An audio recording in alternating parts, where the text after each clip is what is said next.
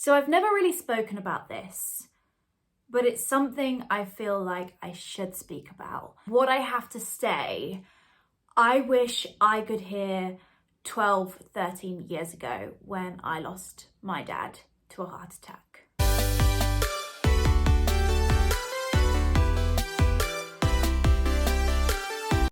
Hey, hello everyone, my name is Emily Jones Smith. If you enjoy anything to do with self-improvement or you want to better your life, then make sure you hit that subscribe button now. I wasn't really sure how to best approach this video, so bear with me, this is new, but I really hope if you have lost a parent or you know someone who has lost a parent at a young age, I really hope this video helps you. First of all, background story. When I was 12, around 12 years ago, I lost my dad to a heart attack.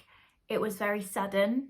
I did not know it was going to happen. And it's weird telling a camera because when it happened, people knew my dad had died, but they didn't really know how it happened. They didn't really ask. I wish at the time I spoke more about my dad, and I wish people would have asked me.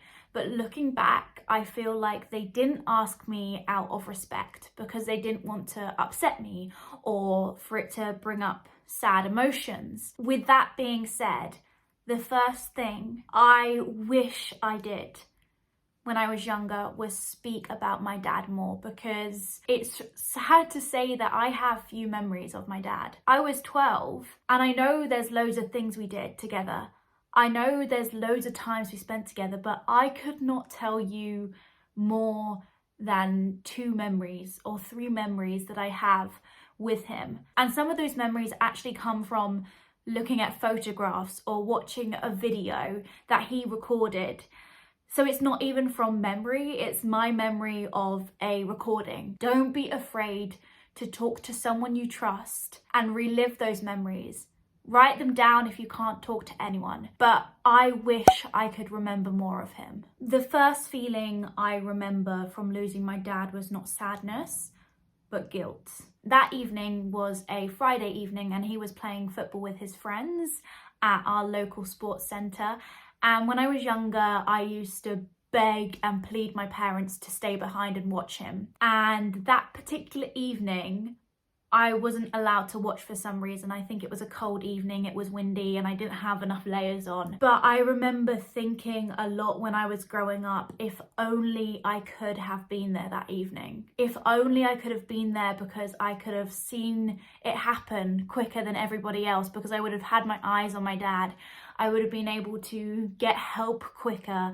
I would have been able to call the ambulance quicker. What a load to carry on my own shoulders for someone so young to feel guilt and feel that something was partially my fault to do with my dad's death. When I know now, it's not my fault obviously, but these are feelings that quite a lot of us have when we lose someone at any age. But at a young age, that's such a heavy burden to carry on your shoulders. So if you feel any guilt, realize that it's a common feeling and realize that it is most likely not your fault. The first year back at school was really difficult. I was 12 turning 13, so everyone else was going through boy troubles, puberty, and I was going through the grief of losing a parent. And I missed a lot of school. I showed up late to a lot of days. I didn't want to go in. And it was hard being around friends because when I was younger, my friends were breaking up with their boyfriends, or they were breaking nails, or they were having fights with their parents. And here's the thing that I didn't realize back then. Everyone has their own plate and everyone has stuff to deal with on that plate, but everyone's size of plate is different. What I mean by this is just because my friends were going through breaking up with their boyfriends, it doesn't mean that their problems were any less painful than me losing my dad, because that was the biggest pain that they've ever been through. That was the toughest thing that they've ever been through. And obviously, if you compare these two things, you're gonna think, well, I just lost my dad. But because that's the biggest thing you've ever been through, your plate sizes are going to be different. Because being around people was harder, I started being with myself more. And that meant listening to this little voice inside my head. And when I was younger, I didn't realize that this little voice inside my head isn't always telling me the truth. It isn't always the nicest place to be inside this head. And I didn't realize that everything that I thought back then was fact. I didn't realize I could change those thoughts in my head. I didn't realize I could battle those thoughts in my head.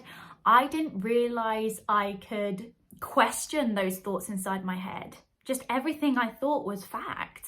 And at that age, a lot of what we think isn't nice about ourselves. Now, back when I was 12, this is what I guess I would want to know. This is what I think I would want to know.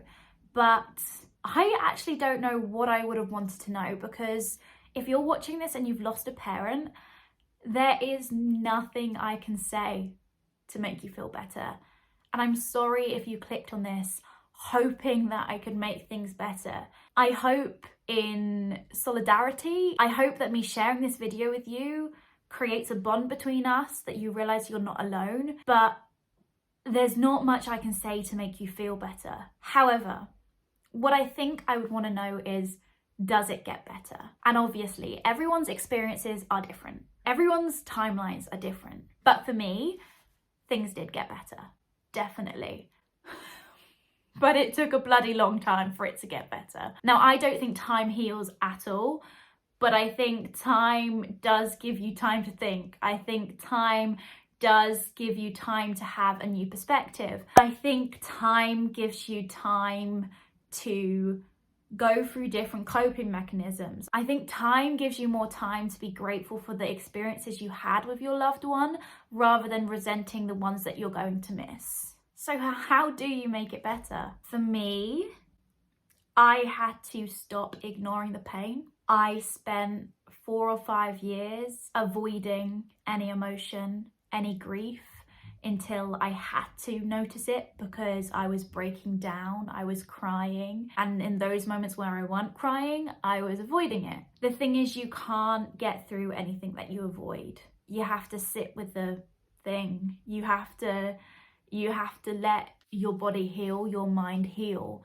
You have to talk about it. You have to find help if you need it. And not everyone needs the same help. For some people, it's therapy. For some people, it's counseling. For some people, it's whatever.